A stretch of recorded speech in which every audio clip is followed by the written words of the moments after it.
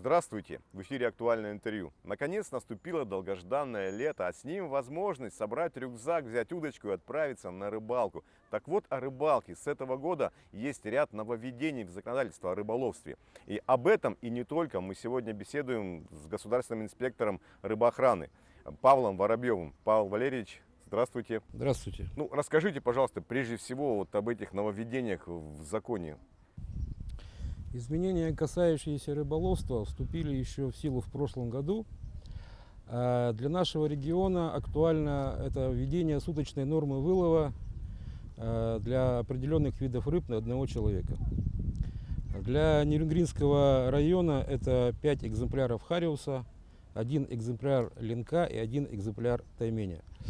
Если человек находится на водоеме более 2 суток, то ему разрешается добыть рыбы не более 3-дневной нормы.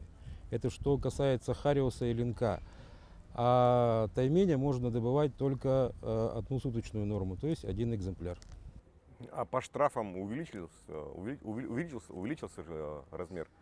Тут нужно понимать, что человек, нарушивший правила рыболовства, он, как правило, будет платить штраф и ущерб, который он нанес водным биологическим ресурсам.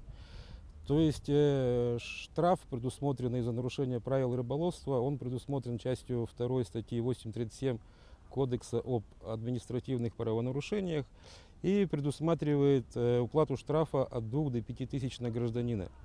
Но кроме этого, гражданин должен возместить ущерб, который он нанес природе. И здесь, в прошлом году вышло постановление правительства Российской Федерации об изменении такс на возмещение ущерба водных биологических ресурсов. Для нашего региона таксы составляют сейчас это за 1 экземпляр хариуса 925 рублей, за 1 экземпляр ленка 925 рублей и за тайменя это более 10 тысяч рублей. Я напоминаю всем рыбакам, что ущерб более 100 тысяч рублей считается значительным и является основанием для возбуждения уголовного дела. У вас большой опыт в вашей работе, да? Какие приоритеты у вас прежде всего? Приоритеты это, конечно, обеспечение охраны водных биоресурсов и среды их обитания, и также контроль за соблюдением законодательства Российской Федерации в области рыболовства, в области сохранения водных биоресурсов. А теперь, наверное, интересующий вопрос любого рыбака, живущего в Южной Якутии. Да, насколько у нас еще в нашем регионе осталась рыба, есть рыба, какие экземпляры еще присутствуют? Конечно, наши горные реки по объему рыбы, по многообразию видов рыбы не сравнить с такими реками, как Лена, Яна, Индигирка, Колыма, Вилю и Алдан. Но тем не менее, если рационально относиться к нашим рекам, к рыбалке, если не выбивать рыбу в нерест, если не ловить так, что будто после нас хоть потоп, если не вылавливать неполовозрелую молоть, если не захламлять реки, то в наших хрустальных речках рыбы хватит и нам, и нашим детям, внукам и правнукам. Кстати, один из наболевших вопросов, да, это по экологии. Наверняка вы знаете, да, как дела обстоят на реке Чульман, как чульманцы бьют тревогу, да. Может быть, ваше мнение, как инспектора, как человека, что можно сделать, на что обратить внимание? По экологической ситуации, конечно, лучше задать вопрос это Нерюнгринскому комитету охраны природы. Ребята регулярно мониторят, берут пробы воды, отправляют их в РИАЦЕМ, это лаборатория в Якутске, держат на контроле. А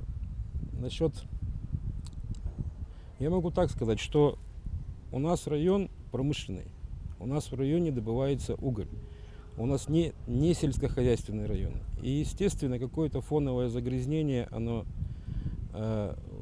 было и есть в данный момент. Но мы должны направить все усилия, чтобы минимизировать этот ущерб. Дело в том, допустим, да, что Много лет единственным угледобывающим предприятием Нерюнгринского района был Якутуголь. И хотя предприятие оснащено защитными сооружениями и постоянно проводит значит, комплекс мероприятий по охране природы, все равно угольная пыль, взвесь, она осаживается зимой на лед, значит, весной это все, река вскрывается, все это плывет, остается на берегах. Это так называемое фоновое загрязнение. Вот насколько оно, вот это фоновое загрязнение, оно пагубно сказывается на рыбе нашей? На рыбе, ну, я скажу так, да, что, слава богу, пока что массовых заморов рыбы, вообще никаких заморов рыбы у нас на реке Чульман обнаружено не было. А более подробную картину с динамикой, с прогнозом на будущее могут сделать только ученые-ихтиологи после всеобъемлющего изучения, всеобъемлющей экспертизы. Ну просто я скажу так, да, как говорят вот местные жители, которые давно тут живут, которые вообще местные, да, что хариус в черную воду он не пойдет. А раз хариус не пойдет в черную воду, он не будет нереститься. То есть с каждым годом в реке рыбы будет становиться все меньше и меньше. Это первый вопрос. А второй вопрос, неизвестно, как эта черная взвесь, угольная взвесь, как на нее отреагирует зообентос, которым питается хариус. Это его кормовая база. То есть это второй вопрос. А вот буквально, когда разразился первый скандал по сливу в реку Чульман, это был прошлый год, да, была комиссия, приезжали из Якутска, и одна из угледобывающих компаний, да, то есть они отреагировали на это и сказали, что мы будем компенсировать посредством тем, что выпускать малька в воду. Вот скажите, пожалуйста, на каком этапе сейчас, было ли вот это действие, возымело на практике?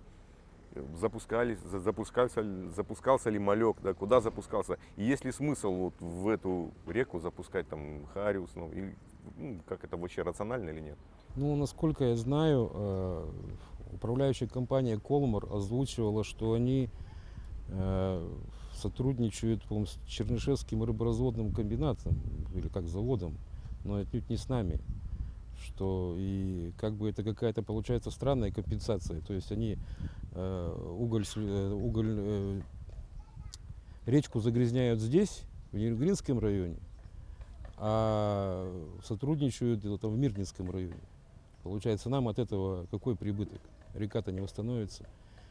И опять же говорю, я государственный инспектор, я не ихтиолог. Нужно всеобъемлющее изучение учеными-ихтиологами. Нужно ли выпуск хариуса, малька хариуса в горную реку, или просто надо построить эффективные очищающие сооружения, чтобы они работали. Получается, я говорю же, раньше был один якутуголь, было как бы фоновое загрязнение, оно было, но рыба была, она справлялась. А сейчас появился еще управляющая компания Колмар и ГОК Денисовский. Там, дай им Бог успехов и в их начинаниях, пусть они работают, люди дают людям работу, но тем не менее, чтобы они уделяли большое внимание защитным сооружениям, чтобы не сливали грязь в реку, иначе относительно Чульмана я могу сказать, что боливар не выдержит двоих. Ну вот скажите, пожалуйста, а на практике уже были подобные действия? Запускался ли малек? Вот меня интересует непосредственно хариуса, потому что рыба такая привередливая. Вот у нас на территории республики, может быть, вы знаете, куда-нибудь вообще такая практика есть? Даже я не слышал такого. Вот я о таком не слышал, чтобы... Во-первых, хариус это как бы он не промышленная рыба, его никто не ловит в промышленных масштабах. Как правило, разводят рыбу, запускают, которую предназначена для последующего вылова и реализации. Хариуса в промышленных масштабах, в коммерческих этих делах не ловят, поэтому как бы его и не запускают. Я думаю, если значит, наши угледобывающие предприятия минимизируют ущерб от своей деятельности, то природа восстановит свое сама. Она восстановится. Тем более горные реки, они все быстро это все пролетает, они быстро все смывают. И буквально год-два река очистится, и через несколько лет популяция хариуса восстановится в Чульмане. Павел Валерьевич, вот скажите, пожалуйста, вот сейчас у многих видов рыб, да, начнется нерестовый период, да? То есть и вот на этот период будет запрет на рыбалку, да? Вот вы можете по срокам нашим телезрителям объяснить, ну, тем более вот с нашего района, когда нельзя будет рыбачить на удочку, на сети, ну, и так далее? Ну, нерестовый период уже начался. Он из года в год не меняется. Он прописан в правилах рыболовства для Восточно-Сибирского рыбохозяйственного бассейна. Это правила, которым мы все подчиняемся, которые действуют в нашей территории. Согласно правилам, с 15 мая по 15 июня вводится запрет на сетные орудия лова. И с 20 мая по 20 июня вводится запрет на добычу ленка, хариуса, тайменя, я подчеркиваю, любыми орудиями лова. То есть вообще запрет? То есть, да, то есть, если, допустим, человек стоит и кричит, я поймал удочкой, я же удочкой, это все равно нарушение. Идет нерест, рыбу добывать нельзя. Спасибо большое за интересную беседу. Спасибо вам. Увидимся на телеканале Якутия 24.